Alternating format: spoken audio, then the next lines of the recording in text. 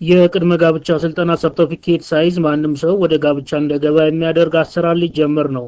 ከጊዜ ወደ ጊዜ እየጨመረ የመጣውን የፍቺ ቁጥር ለመቀነስ የቅድመ ጋብቻ ስልጠና ሰርቲፊኬት ሳይዝ ማንም ሰው ወደ ጋብቻ እንዳይገባ የሚያደርግ አሰራር ሊጀመር መሆኑን የሴቶችና ማህበራዊ ጉዳይ ሚኒስቴር ነው ያስታወቀው። አሰራሩ ከሃይማኖት ተቋማትና ከሀገር ሽማግሌዎች ጋር በመመካከር ስራ ላይ የሚውል እንደሆነም ተጠቁሟል። በሚኒስቴር መስሪያ ቤቱ የአረጋውያንና ቤተሰብ ጉዳዮች ዋና ስራ አስፈጻሚ አቶ ተስፋዬ ሮበሌ አሰራሩን በሚቀጥለው ዓመት ስራ ላይ ለማዋል ዝግጅት አድርገናል ሲሉ ተናግረዋል።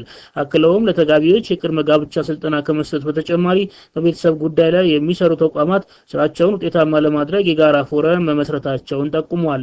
ፎረሙ በቤተሰብ አስተዳደር በኩል ያሉ የአሰራር ክፍተቶችን ለመሙላት ይሰራል የተባለ ሲሆን በመንግስት በኩልም መሰራት ላለባቸው ነገሮች ምክረ ሀሳብና ጥቆማ ይሰጣል ተብሏል።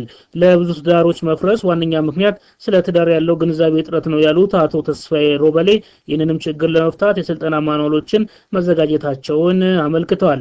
ለሀገር ውስጥ ከቤተሰብ መጀመር አለበት ያሉት ኃላፊው በኢትዮጵያ ከ20 ሚሊዮን በላይ ቤተሰብ እንዳለም ጠቁሟል። የአዲስ አበባ ከተማ ሲቪል ምዝገባና የነዋሪነት አገልግሎት ኤጀንሲ በቅርቡ ባወጣው መረጃ መሰረት የትዳር ፍቺ ካለፉት ዓመታት አንጻር 54% ጭማሪ አሳይቷል ሲል መግለጹ ተጠቁሟል። ተዘዋውረን ያነጋገርናቸው የአዲስ አበባ ከተማ ባለትዳሮች ግን ለትዳር መፍረስ ዋነኛ ምክንያቱም ከጊዜ ወደ ጊዜ እየጨመረና ከቁጥጥር ውጪ የመጣው የኑሮ ውድነት መሆኑን አመላክተዋል።